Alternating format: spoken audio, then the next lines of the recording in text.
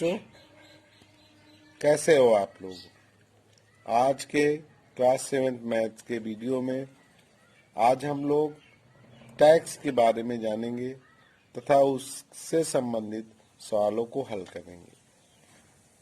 मैंने इससे पहले वाले वीडियो में आप लोगों को कहा था कि अब तक जो भी पढ़ाया गया है उसकी जो आपने कॉपी बनाई है उसका पीडीएफ मेरे पास भेजो। मैं उसे चेक करूंगा और उनमें से जो भी सवालें नहीं आती हैं उनको आप पूछिए। मैं अगले वीडियो में उसको बताऊंगा। ऐसा कुछ बच्चों ने किया था, तो पहले जो सवालें उन लोगों ने पूछा है उसको पहले देख लेते हैं। आइए लगाते हैं। चलिए, जैसे एक सवाल ये पूछी गई है, 4,000 रुपए के 10% वार्षिक ब्याज की दर से 3 वर्ष के चक्रवृद्धि ब्याज एवं साधारण ब्याज में अंतर ज्ञात कीजिए। ये सवाल है आपकी। तो इसमें कुछ नहीं करना है आपको। देखिए, इससे चक्रवृद्धि ब्याज और साधारण ब्याज दोनों में अंतर पूछा है। तो पहले आप साधारण ब्याज निकाल लीजिए। साधारण ब्याज, ये क्या फार्मूला बताया था? मूलधन गुणे दर गुणे समय बटे 100, ये बताया था ना। अब इसमें मूलधन कितना है? 4,000 रुपए है। दर कितना है? 10% वार्षिक है। समय कितना है? 3 वर्ष का पूछा है, बटे 100 कर देंगे। ये लीजिए, ये दोनों जीरो आपके कट जाएंगे। कितना हो गया? 4 3 12 और 2 जीरो ये आ जाएंगे। एक जीरो इसका, एक जीरो इसका, तो 1,200 रुपए आ गया। तो ये तो हो गया आपका साधारण ब्याज। अब चक्रवृद्धि ब्याज तो हमने कहा था सबसे आसान चीज, अब आप सूत्र से ही लगाइए, फिर आगे हम आसान ही पड़ता है। तो A is equal to P1 + R by 100 raise power n इसकी घातीय ये होता है। तो यहाँ लिखेंगे हम, ए हमें नहीं मालूम है, चक्रवृद्धि मिश्रधन है। ये मूलधन मालूम है, 4,000 रुपए मालूम है आपको। 1 + R की जगह 10 बटे 100 और घात 3 कर देंगे। तो ये दोनों ये जीरो कट जाएगा। तो ये हो जाएगा 10 11 बटे 10। ए इज इक्वल टू, तो ये 4,000 लिखा रहेगा और ये बता था, ये 1 धन 1 बटे 10 यानी 11 बटे 10 हो जाएगा। इसकी घात 3 कर देंगे। अब इसको अलग करके लिख देंगे। इसका मतलब क्या हो? 4,000 लिखा रहेगा, इंटू में 11 गुणे 11 गुणे 11 3 बार ये लिख देंगे और 3 बार 10 नीचे लिख देंगे, क्योंकि इसकी घात 3 है। 3 और 0 ये कट गया। तो बचा क्या आपका? 11 ग्राम में 121 ग्राम में 1331 गुणे 4, तो ये हो जाएगा 4 × 4 4 3 12 4 3 12 1 13 और 4 1 4 1 5, ये आ जाएगा आपका इतने रुपए की। तो ये ए आया। अब इसने कहा है चक्रवृद्धि ब्याज, तो यहाँ लिख दीजिए चक्रवृद्धि ब्याज। तो ये चक्रवृद्धि ब्याज बराबर क्या होता है? चक्रवृद्धि मिश्रधन माइनस मूलधन, ए माइनस बी। तो ये हम लिख दिए 5,324 रुपए ये है, और ये कितना था आपका? 4,000 रुपए था। तो ये 1,324 रुपए आपका क्या बन गया भाई? अगर 4,000 में 1,324 जोड़ोगी तो 5324 हो जाएगा। तो ये अब इसने पूछा क्या है? अब ये तो आपका चक्रवृद्धि ब्याज आ गया और साधारण ब्याज 1,200 है। तो दोनों का अंतर कितना आ गया? तो यहाँ लिखेंगे अंतर, जो कहा हम निकाले तो यही है, दोनों का अंतर। तो ये चक्रवृद्धि ब्याज ज्यादा होगा तो इसको 1,324 लिख देंगे और बटे में आप लिख दीजिए उसका 1,200 आया था साधारण ब्याज। अंतर हो जाएगा 124 रुपए का। यही आपकी सवाल लग गई। तो सवाल आप पढ़िए फिर लगाइए। ये सवाल है, देखिए कर आप, फातिमा ने डाकघर में 1,250 रुपए 2 वर्ष के लिए सावधि जमा खाता में जमा किया। यदि ब्याज 8% हो, चक्रवृद्धि ब्याज हो, तो 2 वर्ष बाद चक्रवृद्धि और मिश्रधन, चक्रवृद्धि मिश्रधन तथा चक्रवृद्धि ब्याज दोनों पूछा है। तो सेम उसी तरीके है भाई। यहाँ लिख दो पी मान मूलधन, तो कितने रुपए पे? 1,250 रुपए। ए कितना दिया है? ए नहीं मालूम है, ये ए निकालना ही है। समय कितना दिया? आर पहले दर देख लीजिए, 8% वार्षिक है, वार्षिक लिख देंगे। और एन दिया है कितने वर्ष, 2 वर्ष के लिए, ये लिख दिया हमने। तो आप सूत्र से लगा लें, ये लीजिए A is equal to P 1 plus R by 100 raise power n। A निकालना है आपको 1250, 1 प्लस R कितना है 8 फिर से, तो 8 लिख दिया 150। n कितना है, कितने वर्ष का, 2 वर्ष का है, तो ये 1250 हो जाएगा। गुणे काट दो इसको, नहीं तो 108 अपन 100 कर दो, काट ही दे तो जो और सरल हो जाएगा। 4 से काट दिया, 4 दूना 8 और 4 दूना 8, क्या बचेगा आपका 2, 4 5 20, यानी कि अब जोड़ोगे तो 27/25 हो जाएगा। ये हो जाएगा, इसी को लिख दें, यहाँ लिख देते हैं 1250 गुणे 27/25, वो भी कितनी बार आपको लिखना है, 2 बार, क्योंकि घात 2 है। ये लिख दिया हमने, 5 से काट दिया, 25 से करना 25, 25 से 25 पंचे 100, 25 चौको 100, 25 पंचे 125, 1 0, ये लिख देंगे। फिर इसको काट दिया, 25 दूना 50, 2 आ गया।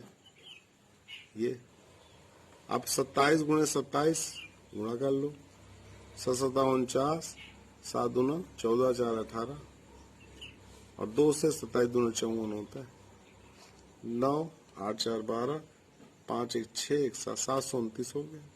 तो यहाँ लिख देंगे 729 गुणे 2, 2 भी है तो 18 हो गया। ये 2 दूनी 4 1 5, 7 दूना 14, 1458 आ गया। ये आ गया ए। तो 2 वर्ष बाद चकबद्ध मिश्रधन, तो चकबद्ध मिश्रधन तो यही हो जाएगा 1458 रुपए। और ब्याज पूछा है तो यहाँ लिख दें चक्रवृद्धि ब्याज, चक्रवृद्धि ब्याज ए माइनस पी। ए कितना है, ए की जगह हम लिख देंगे 1458 और पी की जगह 1250। अब इसी को घटा लेंगे, आ जाएगा उत्तर आपका। तो घटा देंगे 1458 1250 जी 8, ये रहेगा, ये 0 हो जाएगा, 208 रुपये आ गए।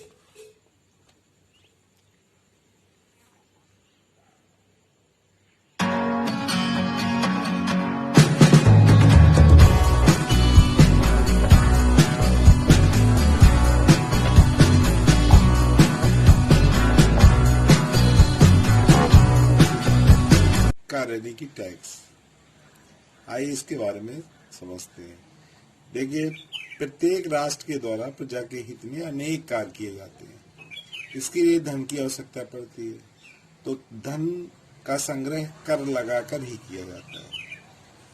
कर जो है वो 2 प्रकार के होते हैं। पहला आपका हो गया प्रत्यक्ष कर,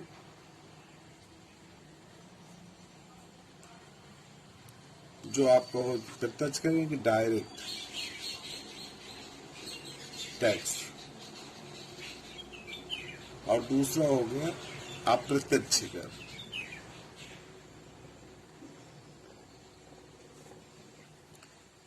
अप्रत्यक्ष कर, इनडायरेक्ट।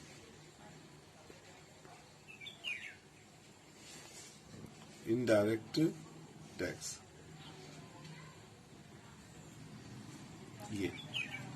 तो अब जो है प्रत्यक्ष कर क्या होता है कि सरकार द्वारा किसी व्यक्ति अथवा व्यक्ति समूह पर लगाया गया वो कर जो उसे सीधा प्रभावित करता है, जैसे आयकर। अब इसमें हम लिख सकते हैं, इसमें आ जाएगा प्रत्यक्ष कर में आयकर, संपत्ति कर और उपहार कर इत्यादि आ जाएंगे। और अप्रत्यक्ष कर क्या होता है पहले ही जान लें। तो अप्रत्यक्ष कर ऐसा कर जो सरकार द्वारा किसी व्यक्ति अथवा व्यक्ति समूह पर लगाया गया कर जो सीधे रूप से उसे प्रभावित नहीं करता है। जैसे अब इसमें हम लिख सकते हैं, अब इसका उदाहरण हम दे सकते हैं, बिक्री कर हो गया,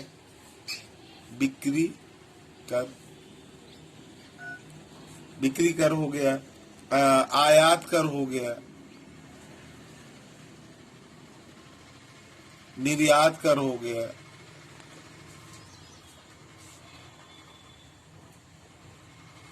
और इसके बाद जो है सर्विस कर हो गया,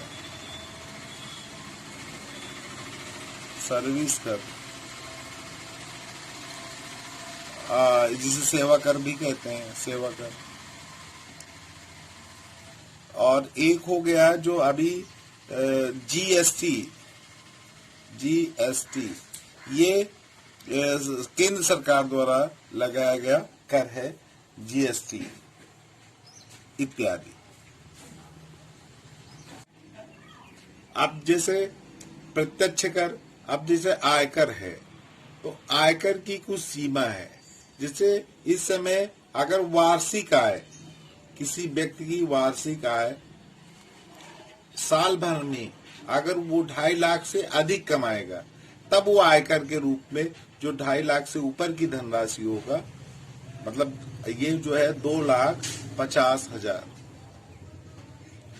2,50,000 से अगर वो अधिक कमाएगा तभी वो आयकर देगा।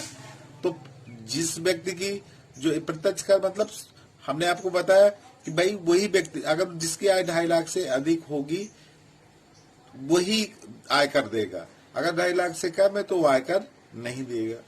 तो और अप्रत्यक्ष कर क्या है, मतलब जो सीधे रूप से प्रभावित नहीं करता है। जैसे बिक्री कर है, तो अगर बिक्री कर है तो बिक्री कर अगर जब वस्तु खरीदी जाएगी तभी उस पर बिक्री कर दिया जाएगा, तो ये अप्रत्यक्ष कर है।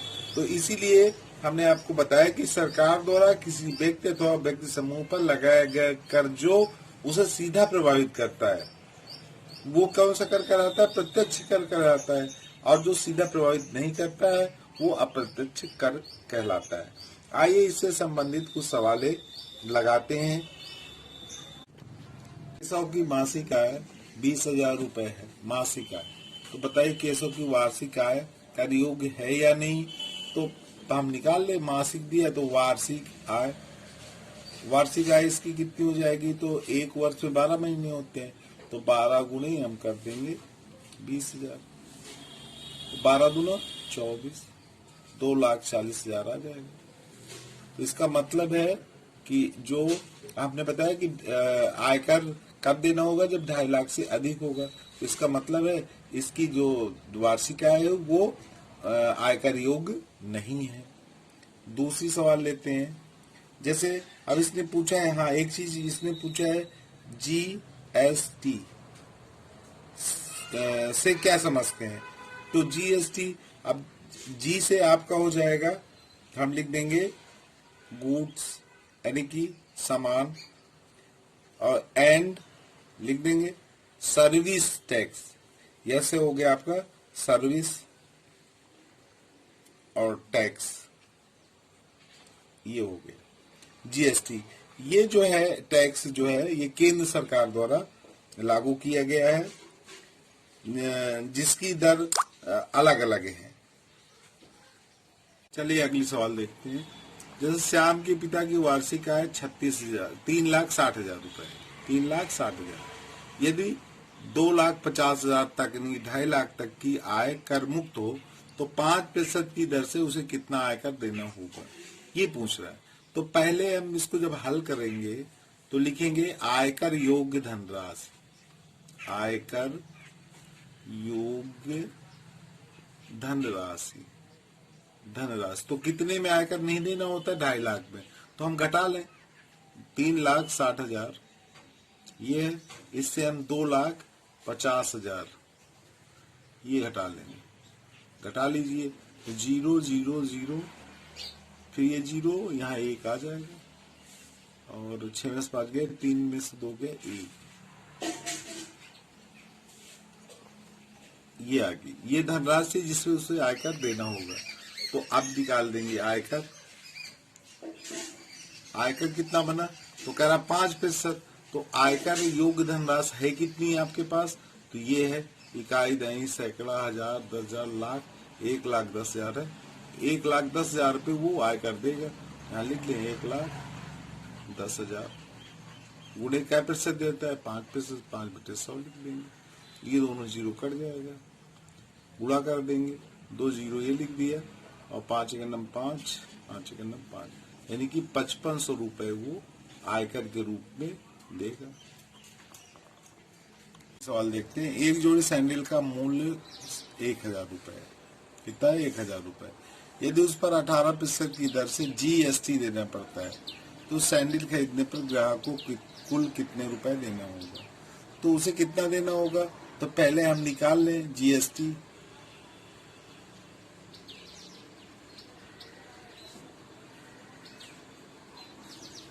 का तो अब कितना हो जाएगा? ये 1000 का क्या प्रतिशत GST देता है? 18%। 18/100 कर देंगे। ये दोनों जीरो काट दिए हमने, तो ये 180 रुपए। तो ये जो GST है ये अतिरिक्त धनराशि है। तो 1000 तो उसका मूल है ही है और GST इतना देना पड़ेगा। तो यहाँ लिखेंगे कि सैंडल खरीदने पर ग्राहक को कुल कितने रुपए देना पड़ेगा। तो यहाँ लिख देंगे दिया गया धन, दिया गया धन खरीदने, यहाँ लिख दें खरीदने पर दिया गया धन बराबर 1000 तो उसका सैंडल का मूल्य है और 180 रुपए अतिरिक्त दिया उसने। तो 1180 रुपए उसको देना होगा सैंडल खरीदने पर। ये उत्तर हो जाएगा। तो इस तरह आपको इसकी पूरी सवालें लगानी है। राधे राधे बच्चों, आज के लिए सिर्फ इतना ही।